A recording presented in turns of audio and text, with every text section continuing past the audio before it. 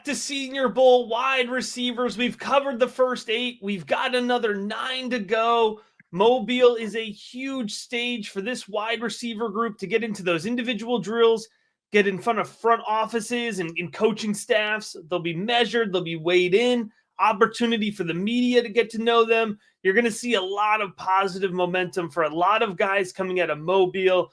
And John, there's definitely a couple guys here and these 9 wide receivers we're going to be talking about in particular, who I expect to be much more popular come February than they are right now. So let's go ahead. Let's jump right into it here, starting with the wide receiver out of Georgia, Arian Smith. Now, John, I'm sure you're going to get into it, but Arian Smith, really waited his turn at Georgia. It wasn't the most prolific offensive season for the Bulldogs, but Smith really was the guy, despite not a lot of folks being familiar with him. Yeah, he became the guy this year, and it was late in his college career, but they did have Ladd McConkey and Brock Bowers. Those were the 2 studs. Both have just finished tremendous rookie seasons. I was kind of surprised when I saw Arian Smith on the list, Matt. I didn't expect him, so I immediately had to go and grab some film and look at some of his numbers. And what did he do in his career? As a high school recruit, he was a 4-star prospect who played in the 2020 Under Armour All-American game.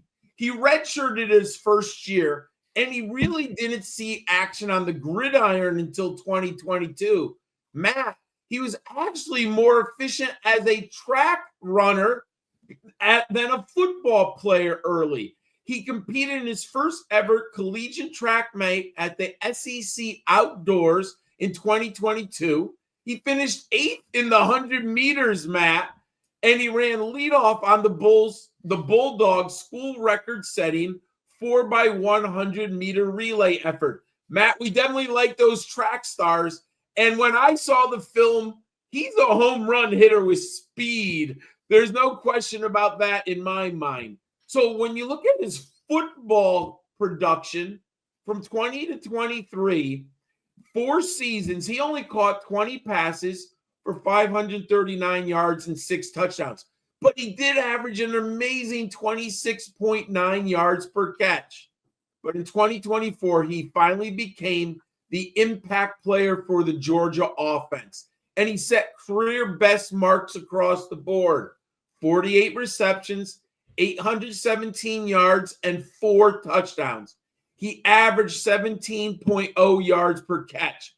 Matt, when I broke down the film, I thought he was a little raw, but I did see glimmers of hope with late separation on the routes. What's your film study say? Yeah, I think that's a fair assessment here for Arian Smith. And I got to tell you, I liked him more than I thought I was going into the tape review here. I've got a day 3 early projection on him, so round 4 or 5. You mentioned the speed. The speed definitely pops off of his tape here. It's not just his downfield acceleration, which is great running in a straight line along the boundary. He also gets to top speed very quickly here. And I think that's something that is impressive and something that does translate well to the next level. I will say I like Smith's release. I think he's got a really nice first step, and he is willing to use his hands. For a guy who's 6'0", 185, he's a very physical receiver. He played along the boundary a lot at Georgia. He's going to have to move inside likely in the NFL, but I trust his handwork and his ability to create separation there right off of the first step. After the catch, he's fluid. He navigates the field well. He's certainly not the shakiest guy. He doesn't create the most space on his own, but he does enough, and he does enough to be a bit of a yak threat here. Good hands. I like his ball skills. You see playing with Carson Bech this season, a lot of need to have those good ball skills, late reaction ability. So Arian Smith, not somebody who I absolutely love. I'm not prioritizing him in rookie drafts, but hey, we get to round 4. We've got a decent landing spot. If there's a path to volume, this is somebody who I think could make a difference at the NFL level. Next up, John, here is Chimere Dike out of the University of Florida. I got to tell you, you mentioned you didn't expect Smith to get the Senior Bowl invite. I watched the tape here, and I'm a little surprised that Dike got the invite, but I'll let you get into that before I talk about the tape breakdown. For those who don't know, Dike started his career at Wisconsin, and that's not exactly a hotbed of wide receiver prospects. I'm going to go real old school, Matt. I watched Al Toon at Wisconsin and the Jets in the 1980s. He was actually very good as an NFL wide receiver. And I remember Lee Evans coming out, first-round pick for the Bills in, I think, 90s, turn of the 21st century, a nice little player. So it's not like I'm normally looking and scouring the Badgers rosters for prospects here, but he did end up at Florida, and he gets his invite to the Senior Bowl. In high school, he was his three-star prospect, and, he goes to the Badgers, are known as a running team. But what was a little impressive, he gets on the field as a true freshman, Matt. 12 receptions, 189 yards, and a touchdown. Okay, that's semi-interesting considering the offensive scheme. He finally breaks out 2 years later for the Badgers with 47 receptions, 689 yards, and 6 touchdowns, and he gets all Big Ten honorable mention.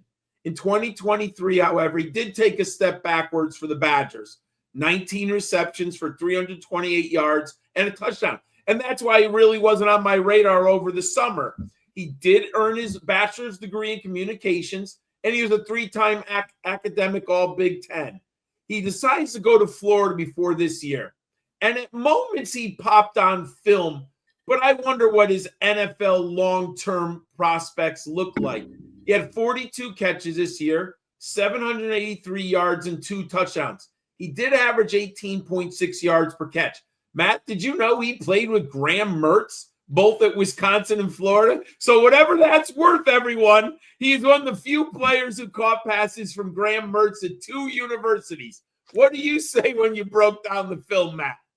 Well, I think for me, you can tell that he played at Wisconsin his first 3 seasons because he's a good blocker, John. He's a good run blocker. And I have to think that was part of the reason he got the invitation. It's not the flashiest. NFL front offices do care about that. I think in uncontested situations, his hands are perfectly fine. He does struggle a bit in contested situations. He lets defensive backs jump his route. He doesn't really create his own space there. He's got good ball tracking ability, so he can adjust well to off-target passes. That chemistry with Graham Mertz might have played into it. John, sometimes we get accused of sitting here and just hyping up every single prospect. Well, let this be your example here. I think that's enough on Dike. Let's hope he goes to Mobile. Let's hope he gives us more to talk about afterwards. But I can't tell you that I walked away from his film review being super excited. However, this next guy, I walked away from his film review wicked excited. And I got to tell you, we play CFF college fantasy football, of course. We've been talking about Xavier Restrepo, right? The last couple of years, he's definitely had pops of relevance. But when I flipped on his tape, I was very surprised in a positive way here. This is somebody I'm already hearing the stirs, the momentum, the chatter for his fantasy value building. I think he's going to have an early to mid-second round ADP. You're going to have to pay up to get Xavier Restrepo. I'm hearing his name a lot already, John. Matt, you and I don't talk before the shows, and I broke him down a lot because he has been impressive. I'll tell you, 2 people popped in my mind as I'm watching him. Golden Tate, the former Notre Dame star who ended up with the Detroit Lions. And last year, you remember we broke down Roman Wilson of Michigan. Restrepo kind of is an amalgamation of those 2 players. I'll also say, Matt, I hope you agree with me. I love his hands. Oh my God, does he have some good hands on him. He's a 3-star recruit in high school who enrolled at Miami in 2020. And this is one of my favorite stats in my research this summer. In the long accomplished history of the University of Miami, he is the first wide receiver to ever post back-to-back 1,000-yard seasons. Matt, I'm just shocked by that because in my 40 years of watching college football, Miami Hurricanes have loaded the NFL with talent. Not as much recently, but I would have just thought someone had done it, from Michael Irvin to Eddie Brown. There's so many of those great players in Miami history. In 2023 is when he really pops, Matt. 85 receptions, which was a school record, for 1,092 yards and 6 touchdowns. He was first team All ACC, and he had 5 games with over 100 yards receiving. And this year, Matt, he was even better. 1,127 yards in the year and 11 touchdowns. Cam Ward made a big difference, but you know what? He was clutch for Cam Ward. It was a two-way street with these young men. He had 600-yard receiving games. And if someone wants to see something special, you might have missed this game because it was a West Coast game late. California, Miami. Check out Restrepo in the second half, people. It is a really nice film evaluation. Obviously, that's his ceiling. But one heck of a game in the comeback against the Golden Bears. He was first-team All-American and first-team All-ACC, and he was a semifinalist for the Biletnikoff Award. I have a feeling, Matt, you already alluded to it. You like his film work also. What do you say? Yeah, absolutely here. When you watch Restrepo, for me, right off the bat, his release. I love a wide receiver with a strong release. He's able to win with that first step. Good, sharp footwork. He beats defenders. He's able to work a double move, an inside move, and he's going to get good speed right off the snap. That helps him separate in the short field, but he carries that separation ability well through the midfield, John. He works a good slant, good drag. I like his deep out route. He's able to work a good post route as well. So I wouldn't call him the most technically defined route runner, but you can see examples of him succeeding throughout the tree there. He's got good lateral ability, so Restrepo moves well east to west just as much as north to south. After the catch, he's got a nice jump step. He can make guys miss, but at the end of the day, John, you talked about his hands. He's got good hands. Where I think he really pops and separates himself is his ability to be physical and hang on to the ball over the middle of the field, all right? Cam Ward did lead him into defensive backs and into linebackers a decent amount over the middle of the field. Fearless. He's physical. He's fearless. He has great concentration. He does not get, thrown off by defenders being close to him.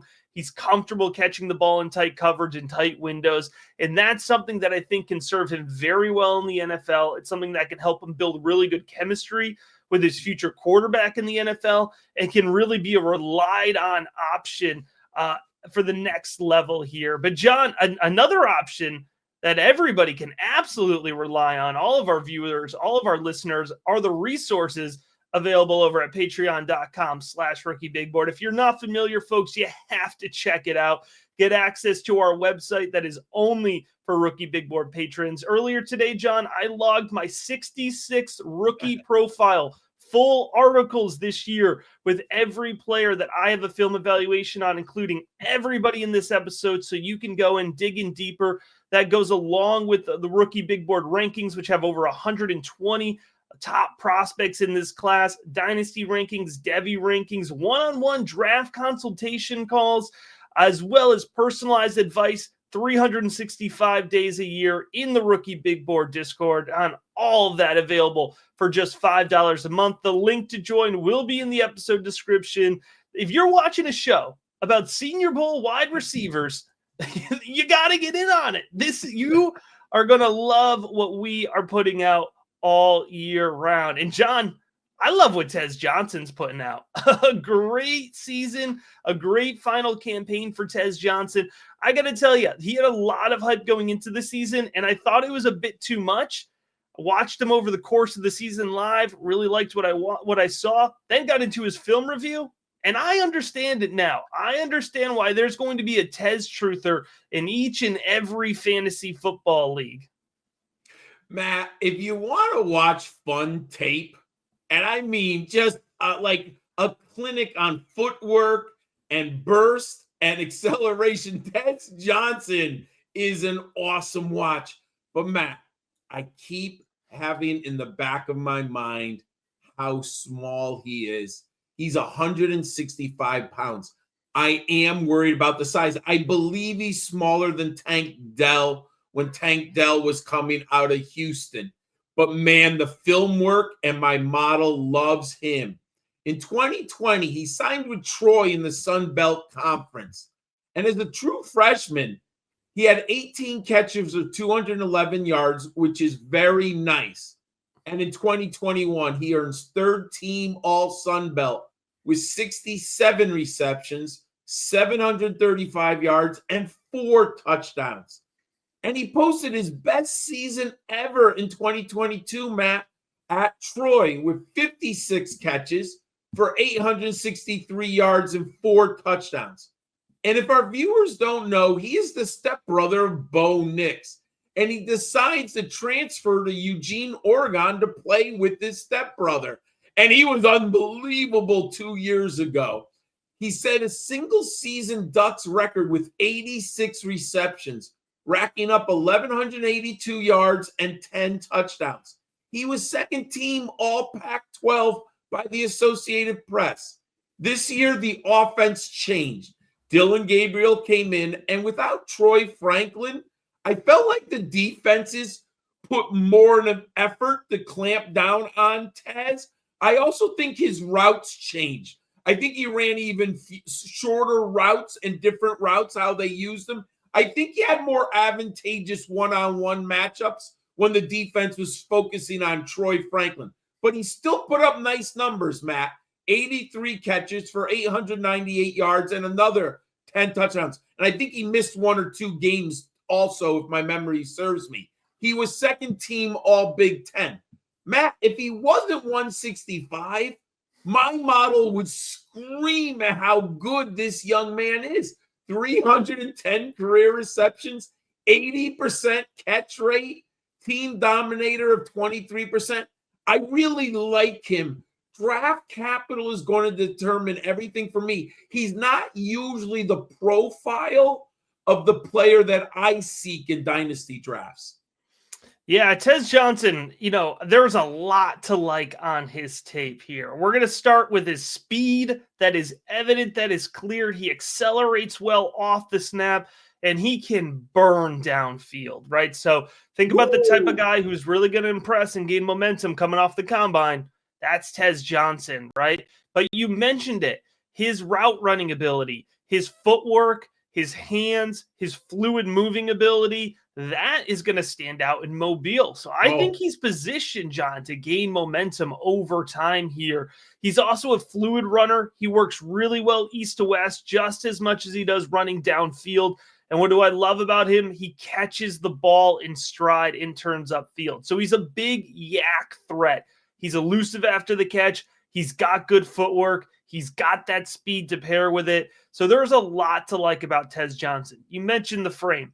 5'10", 165. Here's what I'm more worried about. And I think the frame is fair, right? But we've seen over the last couple of years, Tank Dell, you mentioned him. You've got Devonta Smith. More and more we're getting examples of guys who can win despite having slimmer frames. For me, the big red flag is the manufactured targets. Oh, yeah. And you talked about it. And we talk about this a lot on the rookie big board, right? We talked about this last episode with Xavier Williams, despite having a very different frame. But Tez Johnson, a lot of targets in the flat, a lot of screens, a lot of short field with the drag, right? And I mentioned he's such a great yak threat. That's why you got to see it a lot. Now, I will say, right, context is important. You mentioned the change from Bo Nix to Dillon Gabriel. I think that can explain away a little bit of that. The Dan Lanning scheme in general can explain away a little bit of that. So I'm more okay with manufactured targets when you can explain it. So I'm going to call it a yellow flag. If Johnson didn't have so much manufactured targets, he would probably be wide receiver like 8 for me, maybe 9. But he's currently still in a really good spot in my rankings. And like I said, somebody who I think is going to be gaining a lot of momentum here as we go through the draft process. Somebody that folks may be a little bit less familiar with, John, is Jamaal Pritchett, the wide receiver out of South Alabama. Now, I will say, I believe we were chatting like way early Senior Bowl back in summer scouting, August. And I said, Jamaal Pritchett's going to get an invite to the Senior Bowl, right? So he's playing for the hometown team. If you're not familiar, the Senior Bowl is played in the South Alabama Stadium. So they do usually try to get a South Alabama player represented if it's realistic. And on top of that, as college fantasy football players, John, we know Jamaal Pritchett has had tremendous production over the last couple seasons. So I certainly was not surprised to see him make the roster. Yeah, I think he was the last wide receiver to be invited. And I think I had mentioned this earlier. I think this is the most wide receivers that I've ever seen at the Senior Bowl, and we've broken down. Matt and I have watched them all, and I did get some glimpses at Jamaal Pritchett. Coming out of high school, Matt, he attended Tuskegee Institute, and he logged 27 catches for 488 yards and 3 touchdowns. He transfers to South Alabama the following year, and he didn't play very much his first year for the Panthers. He finally saw action in 2023, and he had 57 receptions for 883 yards and 8 touchdowns, and he earned honorable mention All Sun Belt. So we talked about him in college fantasy football. He was a D. I think he was like a top 40 wide receiver. He was on our radar, but he hadn't smashed. But Matt, he finally smashed, and he kind of demanded. You can see like he demands an invite. First team All Sun Belt, 91 catches for 1,127 yards and 9 touchdowns. When I put him into my model, there were 2 data points that I really was impressed by. 75% catch rate. And, try to think of a South Alabama quarterback. So this is a really nice catch rate. And that team dominator at a 35%. Granted, it is at the G5 level, so draft capital will tell us what the NFL thinks of him. And I do think he's going to be good in the one-on-one drills, Matt. I think those are good for a player like him. What do you say after watching the tape? Yeah, I got to tell you, he's another fun guy to watch, right? Because he's quick. He gets to top speed quickly. He's a fluid mover. He's got great short area burst. You watch Pritchett, he's slippery after the catch. He's elusive in space. He's got good field vision. But again, it's a similar conversation. And actually, you can have it to a much greater extent. A lot more manufactured targets for Pritchett, a lot at the line of scrimmage. I mean, the drag route and the comeback are his 2 most complicated routes. So, for me, that's really kind of significant, where you can explain it away with Johnson a little bit. The context of the South Alabama offense doesn't work in the same way. So I think for me, Pritchett's going to start on special teams in the NFL. He was a good punt returner. He has returned punts for touchdowns. He has that on his record. Like I said, the field vision, the speed, that's really going to help. And that may not sound the most exciting, but folks, you got taxi squad spots on your rosters, your dynasty rosters for a reason, right? And one of the things we always say, if you're going to take a late shot, round 5, round 6, deeper leagues, round 4 even, you might as well go for somebody who you think is going to have the best shot of making an NFL roster. And guys who can contribute on special teams will make that NFL roster, and you never know when they're going to get the opportunity to step in, get some reps at wide receiver, get that extra volume. They could have a step up on the other wide receivers who are sitting on the practice squad, right, or sitting in the free agent pool. So Pritchett, not a priority ad, but definitely a fun guy to watch and somebody worth stashing in your deeper dynasty leagues. But let's get into somebody who I think is going to have an earlier ADP. I think he's going to have an ADP in those top 48 picks because folks are catching on here to TCU wide receiver Jack Bech. Matt, is this a hot take to say that I like Jack Bech better than Savion Williams? I'm with you there. I do, and I feel like the chatter is that Williams is the better prospect. I respectfully disagree with that after breaking down both players. And I will tell you, John, not to cut you off, but I will tell you, we always encourage folks, leave us a comment on the videos, right? If you're a viewer versus a listener, if you're watching, I always say, leave me comments. Tell me who you want to hear about, who I haven't watched yet. The rookie big board subscribers, man, they've been in on Bech. Like, they have been commenting about him. They have been hyping him up. They've been talking about him. So you're not on an island here. Yeah, I mean, he was the number 10 player in Louisiana coming out of high school, and he was a 4-star prospect. And Matt, the young man got an invite, and he enrolled at LSU in 2021. So let's just think about the players on the LSU roster. He's there when Malik Neighbors and Brian Thomas shows up. I mean, you talk about a difficult depth chart, right?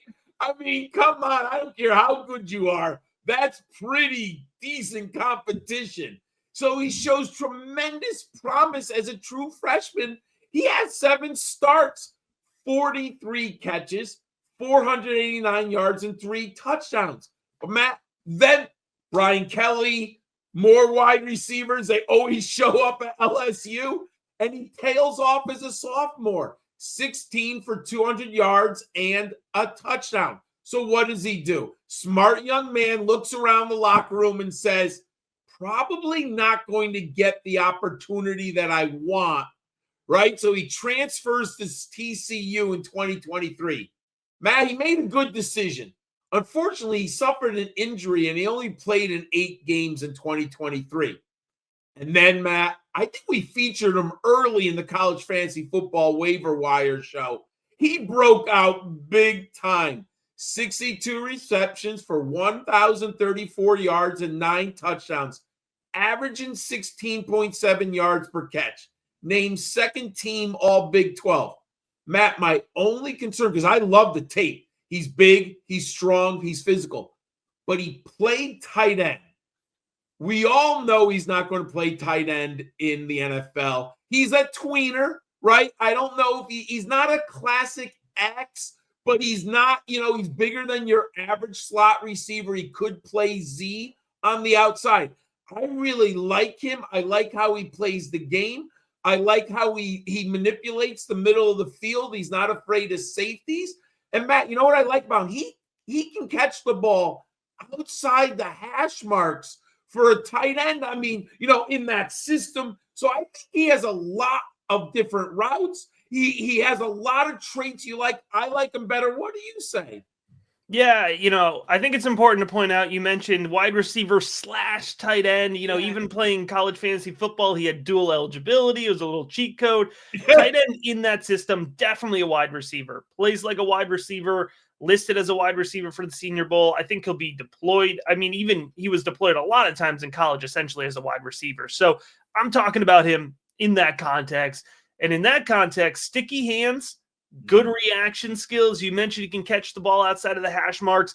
He's comfortable over the middle of the field. He's got good concentration.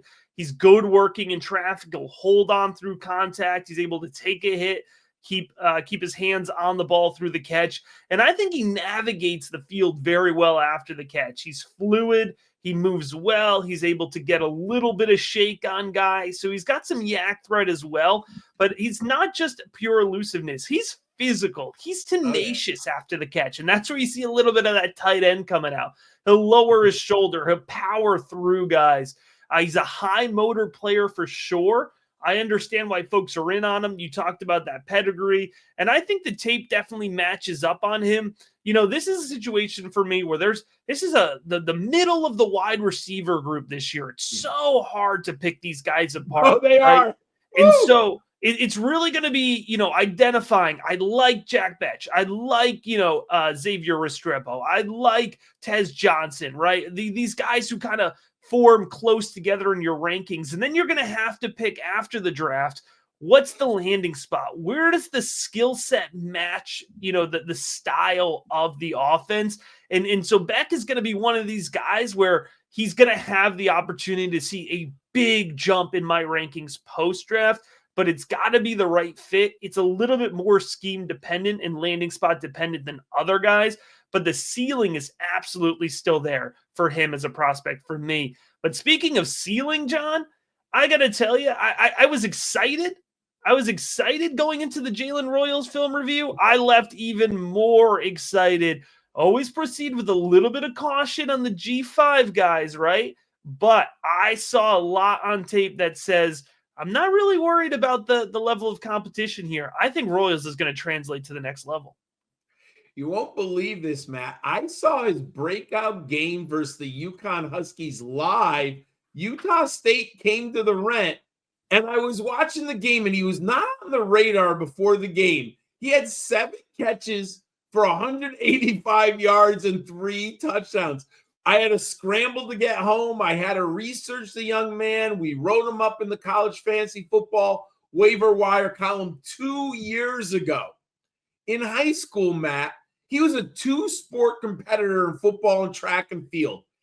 I didn't know this until recently when I was doing the research. He was an all-state high jumper in the state of Georgia. But he didn't get a lot of interest, Matt. He has to enroll at the Georgia Military College in 2021. 7 for 92 and 2 touchdowns there. He finally transfers to Utah State in 2022, and he didn't record any stats.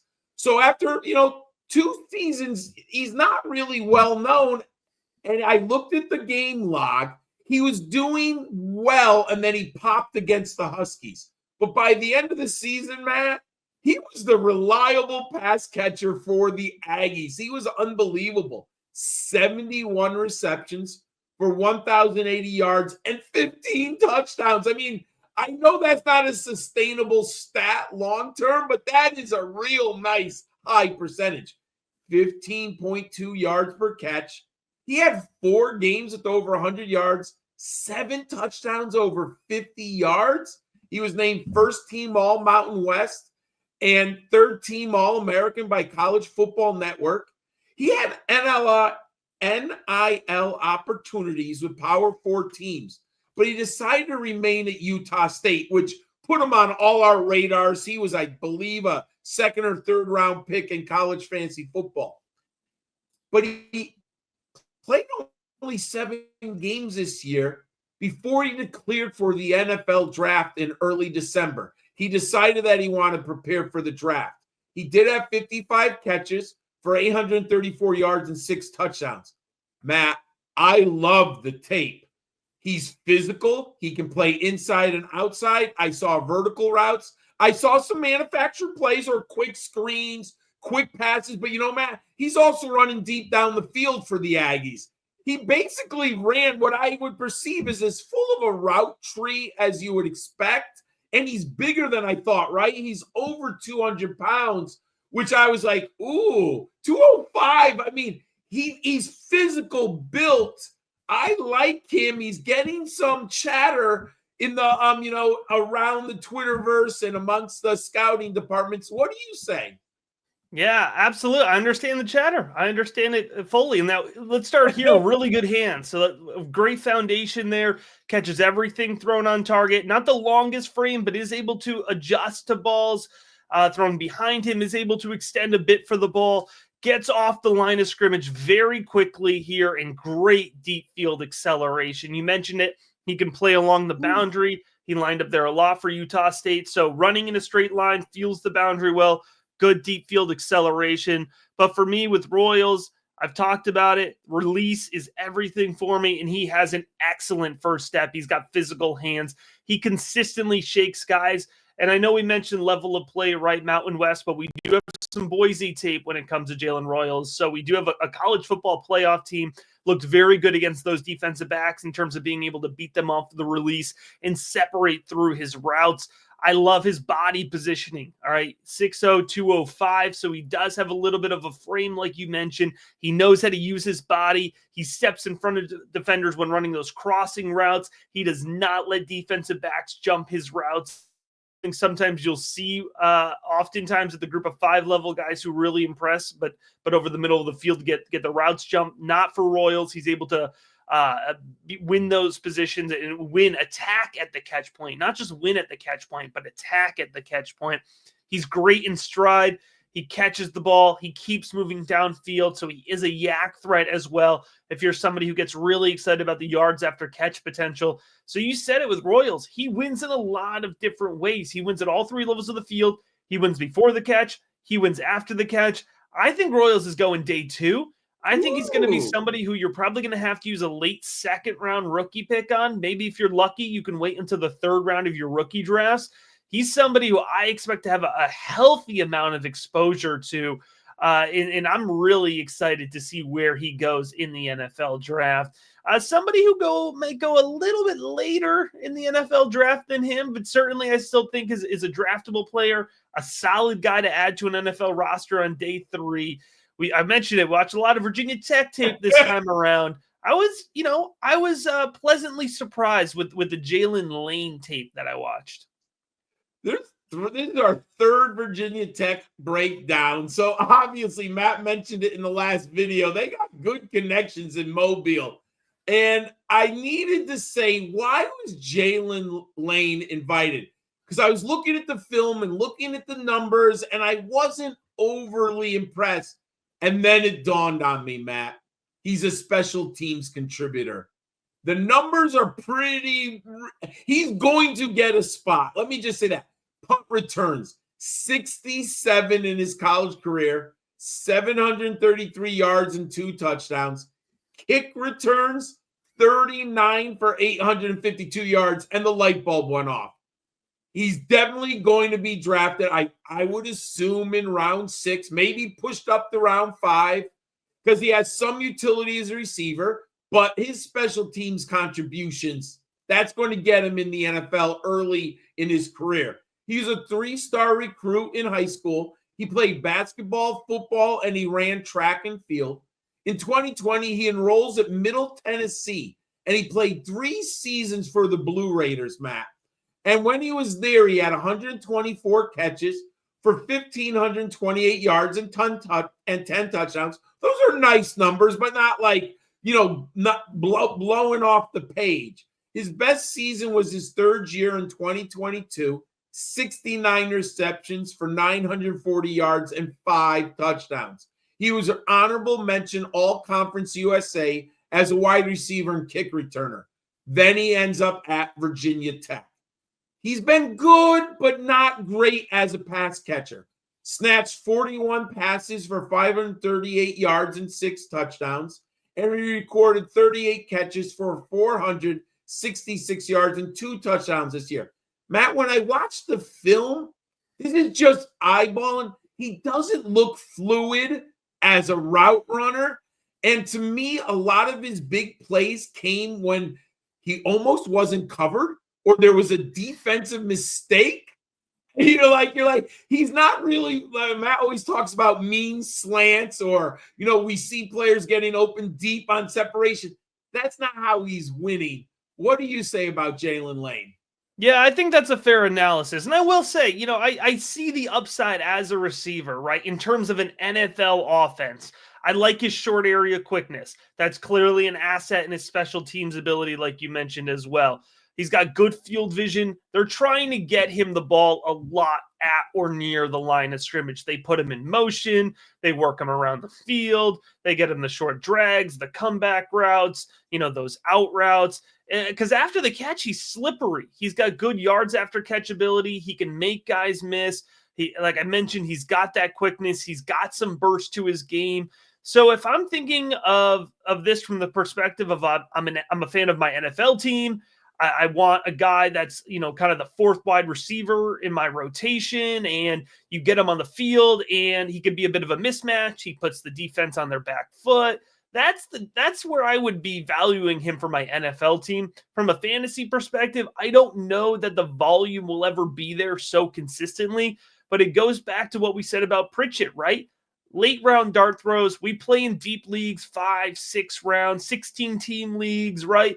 At that point, Jaylin Lane is in play for that deep pick. You put him on your taxi squad and you see if an NFL team can find the right role for him. And then there's that upside and that opportunity in the long term.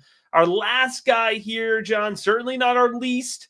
All right. Remember, we go in alphabetical order for all of this, is Kyle Williams, the wide receiver out of Washington State. And Kyle Williams was a later invitation. And I got to tell you, John, I watched the film review on Kyle Williams, and I don't know how to explain this. Like when you try a food for the first time and you take that first bite and you're like, I like this, but I don't really know why.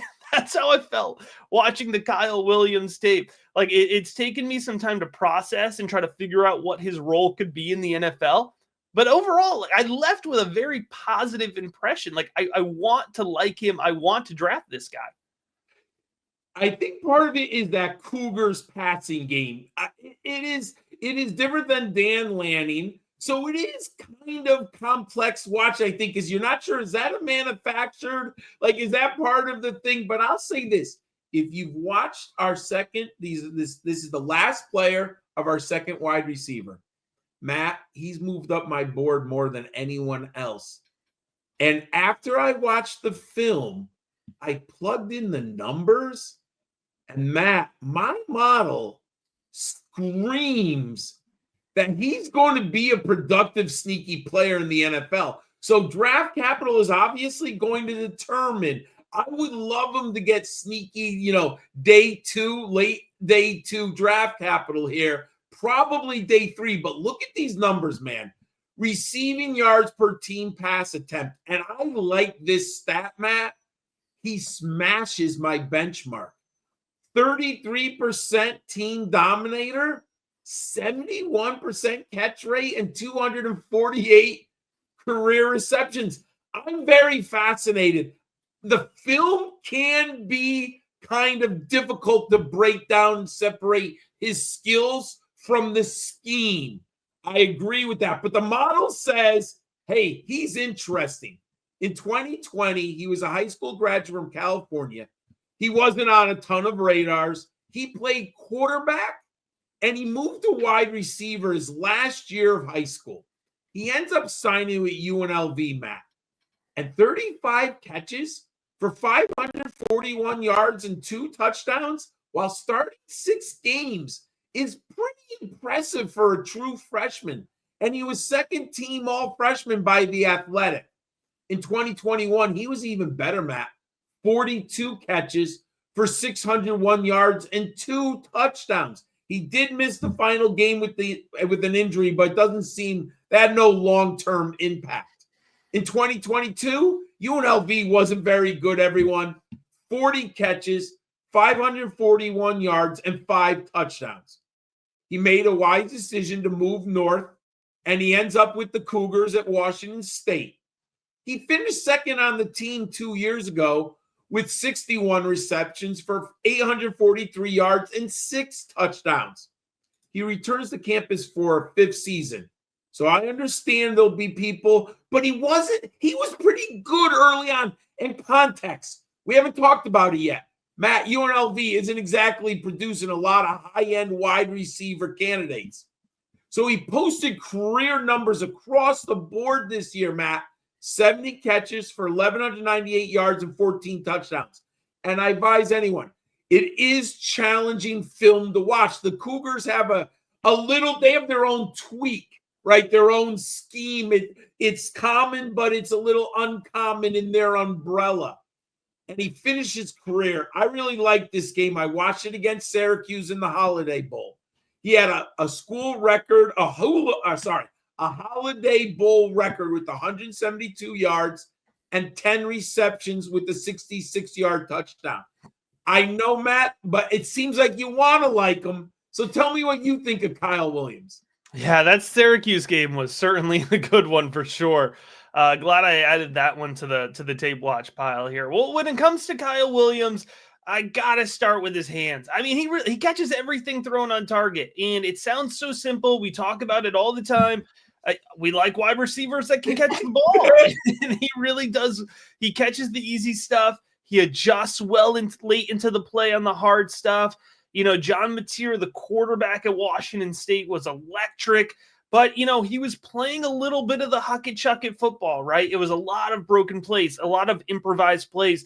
And Williams would always find the soft spot in coverage. He improvises well to find space on those broken plays.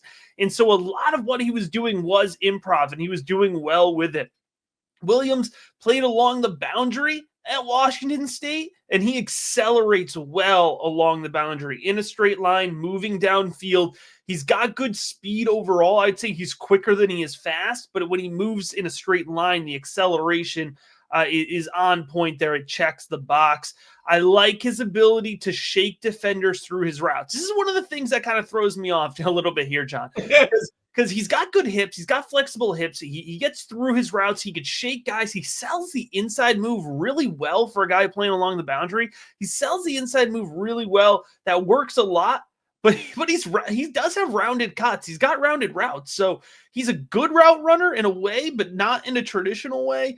The big thing for me with Kyle Williams is figuring out, all right, he really played well in a boundary role. He's 6'0", 186. He's got to move inside to the NFL. Is the way that he won in the Washington State offense going to translate? I'm not positive. But if I could use a late 4th round pick, if I could use a 5th round pick on Kyle Williams and take that shot, I'm absolutely going to do it. He's got the skill set that is worth investing in. But John, nothing is more worth investing in than a subscription to the Rookie Big Board, which I encourage if you watched us talk about 17, listen to us talk about 17 Senior Bowl wide receivers, you need to be in the Rookie Big Board Discord. You need to be talking about these guys every day. You need to see the Rookie Big Board rankings. You need to read those 66 plus and counting rookie profile articles over on the website. Get the personalized advice. The link, again, is in the episode description, whether you're listening or whether you're watching. And folks, if this episode helped you at all understand even one new thing about this 2025 rookie class, do us a huge favor. Take 1 second, hit that like button, and drop us a comment. Let us know who you thought. Are we too high on? Did we write off Dike too easily here? Are you in on us with Bech and Williams? We absolutely want to hear it. We have more Senior Bowl content coming your way. We've got quarterbacks. We haven't talked about the tight ends yet. Lots of great stuff happening, and we appreciate you checking out this episode of the Rookie Big Board.